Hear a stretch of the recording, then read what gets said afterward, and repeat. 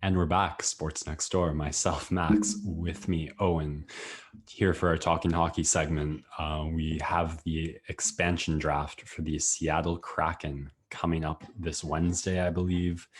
So we're going to talk about the movement before the roster freeze, the very notable and some of the surprising exposures, and then we've each done our own mock draft, which we will present to each other for fresh takes and compare notes, strategies. I was not very excited or interested for the Vegas expansion draft, and then they blew all expectations out of the water. I feel like that's the huge story, the shadow looming over this one. The success of the Golden Knights means the Kraken have a lot to live up to, Owen. Definitely. And there's a lot of lessons that teams have learned from that draft where the Golden Knights made people pay through the nose and just absolutely hauled assets together into a treasure trove. And it's turned out well for them. They've made deep runs in the playoffs in all 4 of their years of existence. Now, Seattle's turn to do so. And not to mention, Vegas does not have to be a part of this expansion draft, which I thought was a little wild, but just another slight advantage that they get. Why not? But ahead of that, the roster freeze at 5 p.m. Eastern on Friday led to an absolute frenzy of moves, and there was a lot to cover. Nothing super major went down. There's a big trade between the Predators, the Knights, and the Flyers that sent former number 1 overall pick Nolan Patrick to the Knights, sent Ryan Ellis to the Philadelphia Flyers. So some big moves there. The Coyotes long rumored that they were maybe going to move off of Darcy Kuemper. Instead, they decided to trade Aiden Hill in order to be able to protect Kuemper. But there was a lot more that happened, and I couldn't keep up with it. So I decided we're just going to focus on the Leafs because that's what we do best. And so the Leafs making a pretty notable move on that Friday, acquiring Jared McCann from the Pittsburgh Penguins in exchange for Philip Hollander and a 7th round pick. The notable reason for this is it's another great forward to add to the team, but the price that was circulating amongst rumor mills and throughout sources in the league was that the price that Seattle has been charging teams in order for them to make the expansion pick that those teams want them to make. So not taking guys that teams just can't help but expose is a 1st and a 3rd round pick, which is expensive, which is similar to what Vegas was charging. But that's the thing. Seattle has all this leverage because it's okay. We'll just take one of these great players from your team, or you can pay us this huge amount of value for it. And teams don't really have much of a choice. So for the Leafs, it was, what are we going to do? They go out and they make this move. Hollander in a 7th round pick is less value than a 1st and a 3rd. They get Jared McCann. And so now you're basically offering up Jared McCann and Alex Kerfoot to the Kraken. You choose one or the other, but either way, we don't pay a 1st and a 3rd to have you pick someone else. We use a 7th and Philip Hollander, and we give you the choice, but then we still get to keep one great forward on our team despite losing one. So that's kind of the price, and they believe it's a value play over a 1st and a 3rd. I'm not sure if that 100% sells me as a fan that's been so frustrated these last couple of years. There has to be something else involved in the reasoning behind this deal, but I guess we will see come expansion draft night what happens for the Leafs. I was surprised that because of that, they ended up going with the 4-4-1 protection, protecting the core 4, and then Brody, Muzzin, Hall, and Riley. I thought actually after they had made that move for McCann, they would actually expose Hall because he's not really like the worst guy to lose in expansion draft. And that way you can protect just more players. A 7-3-1 just allows you to protect 11 guys as opposed to 9 with the 4-4-1 method.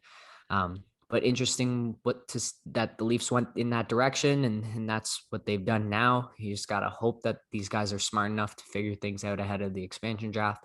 A lot of teams in worse positions, as we'll get to now, notable exposures, and a big one that now is sitting on the top of everyone's minds is basically guaranteed Conn Smythe winner if the Montreal Canadiens had won the Stanley Cup. Carey Price. He is exposed. He is available. He has a $10.5 million cap hit, but he's one of the best players in the league right now, as he's just shown. And if you're the Kraken, it's a big salary cap price to pay. But how can you not be thinking, how do we fit this guy into our team? Because he elevates the floor and ceiling of every team, no matter who you put around him. And so that just seems so appealing to me if I'm Ron Francis heading into this expansion draft. I don't know, Max, if you want to go through the rest of this list I've pulled up and see what pops out to you in terms of notable exposed players. Yeah, I mean, the 2016 All-Star roster, right? Guys like Tarasenko, Eberle, Subban, Johansson and Duchesne. Giordano, how many years off is he off winning the Norris? A lot of players who had so much value, and maybe it's a little more bark than bite in some of these names. Like 3-4 years ago, these were some of the best players in the world. Their value certainly lower now with newer, younger, just different guys at the top. But a really interesting opportunity for Seattle to maybe try and put these guys together with the right chemistry, a fresh start, a chip on their shoulder, hopefully, and turn back the clock a little.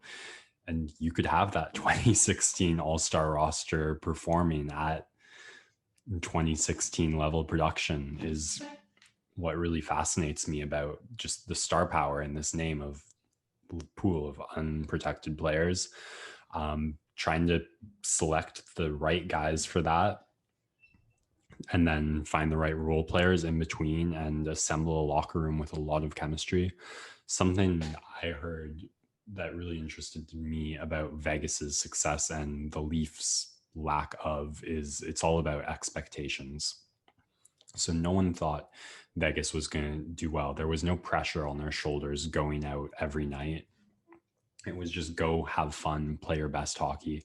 And that's the environment most suited to thrive. Whereas an environment like Toronto, you go up 3-1 against the Habs and it's like, oh man, if we blow this city is going to hate us.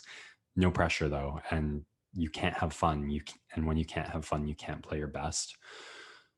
So with this list of really big names, and with the success of the Golden Knights, I'm really curious how that plays out. I find that I have to jump here. I think that's such a cop out for the Leafs.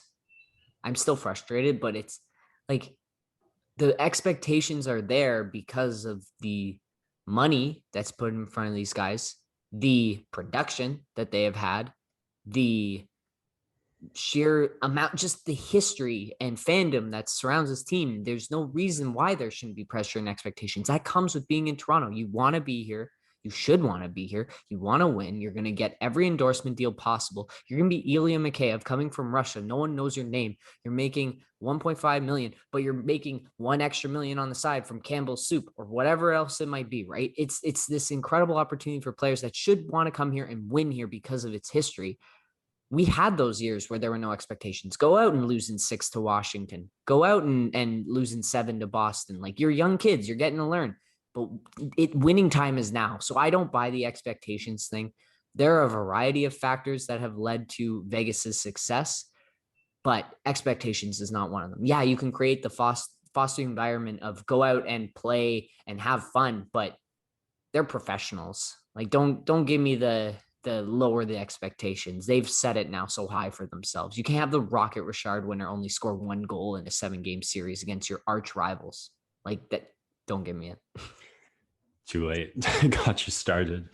I buy into people have to be in the right comfort zone to play their best. And there's a difference between the high level of we are professionals, we are going to go out and play, and the ceiling of this is a really great group of guys. We love it here, and we can just have so much faith, comfort, and have fun out there. And that's what I think you saw with this Tampa Bay dynasty that has really let them click. So it's not a cop out. Yes, all guilt is off. Don't worry about it. But it is, I think, an interesting phenomenon that is a negative cycle that keeps building and hurting this franchise. What gets them there? That's the thing for me, is like, you can say this, but how is that a fixable problem? It's right? not about, it's about diagnosis, not prognosis. Oh my God, that hurts me so much. I don't buy that. Well, It can't just be Welp sucks another year down. Like, we just didn't have fun. We set the expectations too high. Like, it's about how when the momentum starts sliding against you, there's just so much more pressure you have to go out and contend with. And in a game they had 4 captains on the roster. Like, what is it? Leadership? What do you need? Joe Thornton's walking around naked in the locker room. They're having a great time. Now they're going to watch UFC with Justin Bieber and whatever, Kid Leroy or whatever the name is. Like, they seem to be having a good time. They've embraced the perks of being stars. Why doesn't it translate to on ice performance? I think you need something to take your mind off this. How about you do a mock expansion draft yourself? Oh, wow. I'm glad you brought that up, because that is what I did get to do this afternoon. A big shout out to Cap Friendly's expansion draft machine. This is really, really sophisticated stuff, showing us the breakdown of the cap hits over the number of years, who is eligible, who has been protected, who's an RFA, who's a UFA, how many of each position you need minimum, what the minimum cap hit is, what the maximum is. Really well done. And I had fun going through and picking out some of my guys. Not too much of a refined strategy for me. So actually, Max, I'll throw it back to you. Why don't you walk through what your strategy going into this little exercise was? Yeah. So for me, this exercise was, of the players you have available, build the best roster you can. It wasn't about acquiring the most assets. It's also a loaded, unrestricted free agent pool. So if you can get in talks or feel confident about signing some big names, like, or even medium level names, guys like Keith Yandel, Brandon Saad, Taylor Hall, David Krejci, even like Jaden Schwartz, Thomas Tatar. There's a lot of names that I might want on a roster, but I didn't factor those in. So I just tried to put together the best NHL ready roster I could, and then take a bunch of guys with really low cap hits to not go over. Okay. So yeah, I don't know how you want to do this in terms of back and forth. I think we can start with a point of similarity. The first player I picked and the cornerstone of this roster is Carey Price for me. I did that as well, because I looked and I said, this generational talent goalie is on the market. How do you not rearrange things to make it work after what you've just seen, what he did for Montreal? So he is also the guy that I went to first. And my general strategy, maybe less refined than yours, was I'm going to take goalies, because that is so important in the NHL. And then I'm going to go down the middle. So 9 of the 16 forwards I chose in my draft all had center listed as a position, because that just allows for some flexibility. And then I tried to really mix. I've got a pretty young defensive core, because I don't know much about D in the NHL anymore. So I have like 1 or 2 vets and mixed in some youth there. But yeah, Carey Price was my number 1 pick. And then I'll continue that and say the other goalie that I knew I had to get in there was Chris Drieger of the Florida Panthers. I know he's an unrestricted free agent, but he was probably the best goalie on that team. this year. Obviously, Spencer Knight coming in and playing well, and they've got the Sergei Bobrovsky situation, but they had to expose Drieger, and he's been really great the last 2 seasons, underrated. And so he is maybe the best backup goalie in the league to have behind Carey Price if they can lock him up at a decent number. I tried to assemble a really good defensive core. So goalies, I slacked a little. For my backup, I took Casey DeSmith off the Penguins. He had a 2.5 goals against average, played decently, played I don't know how many games, but 15 plus for sure. So NHL experience guy you put behind Carey, but he's definitely going to have more the Lions' share of the workload. And then I took Scott Wedgwood for the third goalie required off New Jersey. All right. Where would you like to go next? I'll keep going with defense. So I tried to put together not like a hard top two per se, but get some talent and a decent top four, and then get a bit of youth and a bit of veteranship. So I've got Oscar Clefbaum, Shane Gottespier, Kevin Shattenkirk, Olli Mata as kind of my top four defensemen. And then supplementing them, I've got Andre Sekera, Radim Simek, and Carson Soucy. All kind of top 6 level players, mix of youth and veteranship. And then I also took Jake Bean off the Carolina Hurricanes, who is a restricted free agent, which you've got to have a bit of confidence there, but I think that's a lot safer than taking an unrestricted. Yeah, so I have 5 RFAs on my decor, but yeah, the 2 names that stood out to me, I had 2 similar picks to you. Jake Bean, of course, a beloved member of in our hearts personally on this podcast. He was a guy that we loved to rock with back in NHL. What was it? 16, NHL 17. Laser slap just shot. an absolute hammer of a slap shot. Just the greatest guy to play with on the team. So of course, touched my heart and had to throw him in there on the roster. And then Radim Simek was another selection of mine that aligned with yours. My defense, though, is young. I only have 1 player over the age of 28 on my decor, and that was Marco Scandella from the St. Louis Blues.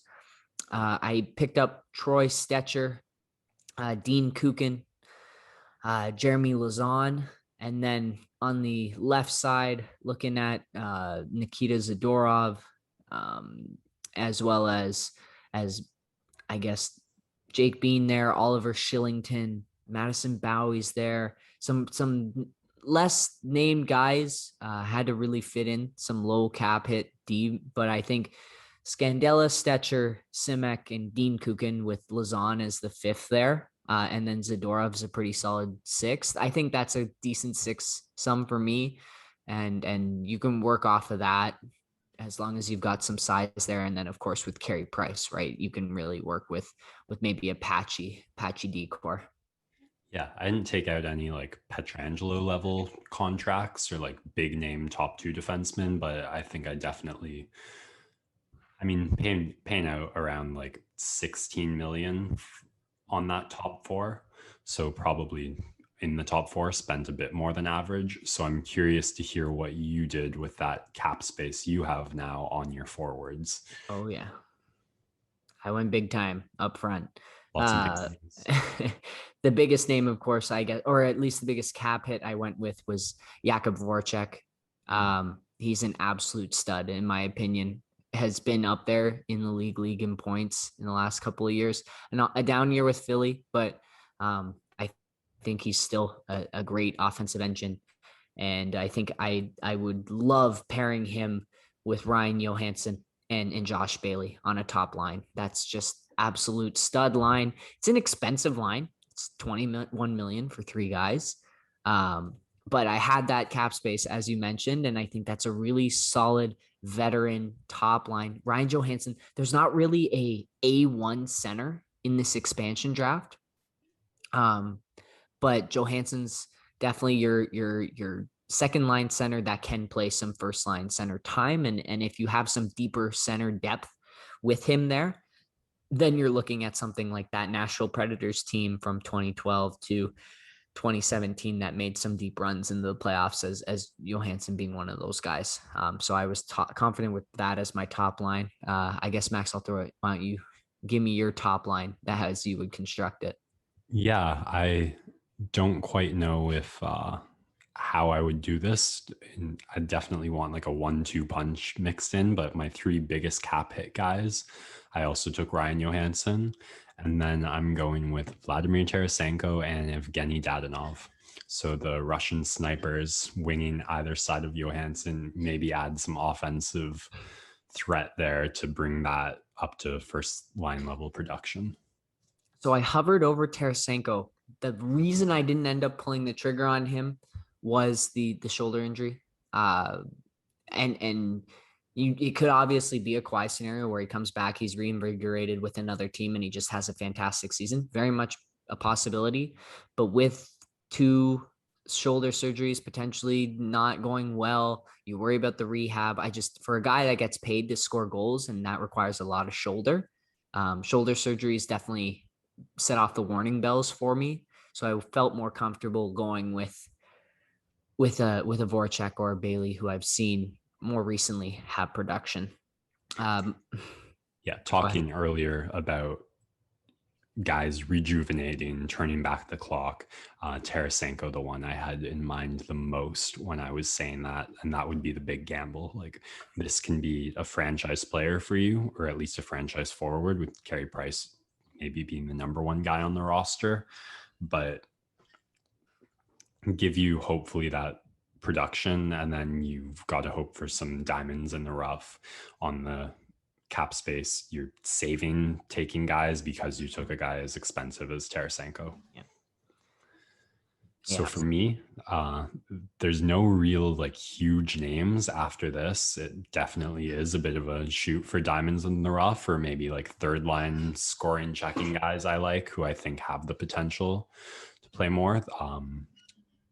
The maybe only like bona fides, I don't think he even played second line on Colorado. I took Jonas Donskoy, who I think would definitely reach my second line. And from there, it's pure mix and match. I'm not quite sure. The notable names I have are, I took Alexander Kerfoot off the Leafs. I loved how he played for us this season.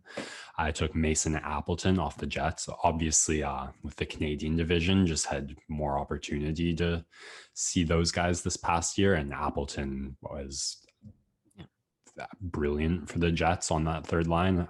I think a line looking of Appleton, Kerfoot, and Donskoy could do some real damage. And then the only other really notable pick for me is I took Patrick Maroon off the Tampa Bay Lightning to bank on a 4-year Stanley Cup streak, and also not do the Bolts any favors on their cap space and take any of the guys hitting that 5-6 million. Okay, that is an interesting strategy. I went, well, one of those guys is available, right? You've got Gord, Palat, but I ended up going with Alex Killorn, which is a fantastic guy to throw on a second line.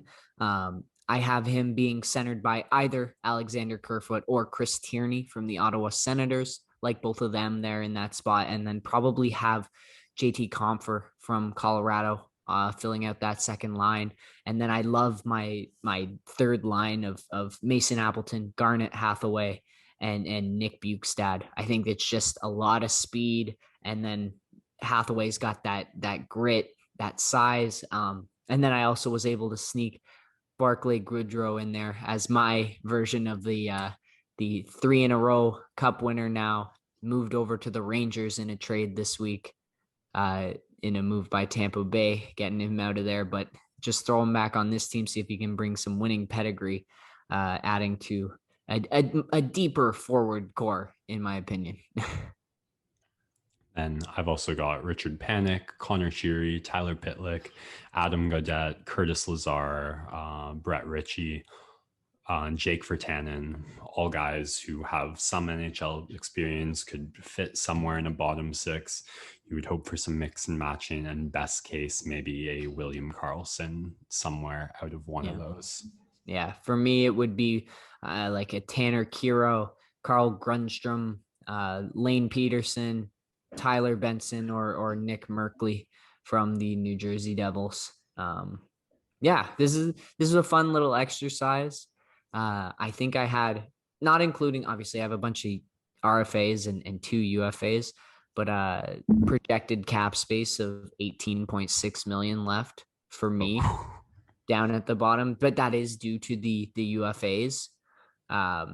If I think when it was coming in, when I was drafting them, see if I could go back here. Yeah, my max cap hit came out to around 75 out of the 81. So a lot tighter to the ceiling there, but still some wiggle room to work with. And that's going to be a huge asset for Seattle, as they will be the conduit for many a trade, I imagine, coming up. Well, obviously not until the expansion draft, but afterwards, teams will be sending picks their way, and pieces will be moving as they hold a ton of leverage going into Wednesday. I don't know, Max, if you have any last thoughts about what we can expect coming up on Wednesday. Yeah, no, I can recap what I've said. The success of Vegas overshadowing this for me, just the pressures on Seattle, because a lot bigger names. I remember like James Neal and Fleury were kind of the only two like big names in that expansion draft, and look at the team they produced. So with that in recent memory, and guys like Johansson, Tarasenko, Price, Dadonov, Subban, like so many names available on the market, I think the pressure is really on the Seattle team to go out, and they don't have to wow us with the roster, what the names look like, but they do have to with their performance. This exercise is really fun. Didn't really consider asset accumulation or free agency, which I think are going to be 2 huge parts. I have $2 million in cap space left on mine. And yeah, looking forward to the expansion action after, of course, the NBA Game 6. Yes, we will be back on Thursday to wrap it up for you. Max will be buzzing that by that point, I can guarantee it. And yeah, I hope everyone has a fantastic week. Enjoy these summer days as the sports wind down to a degree. It gives you some opportunity to catch up on some hobbies, some personal stuff. Things are opening up, so make the most of it. And thank you, everyone, for listening. We appreciate it. Sorry for any and all flatness. Looking forward to getting back to bubbly, buzzing. Sports Next Door signing out.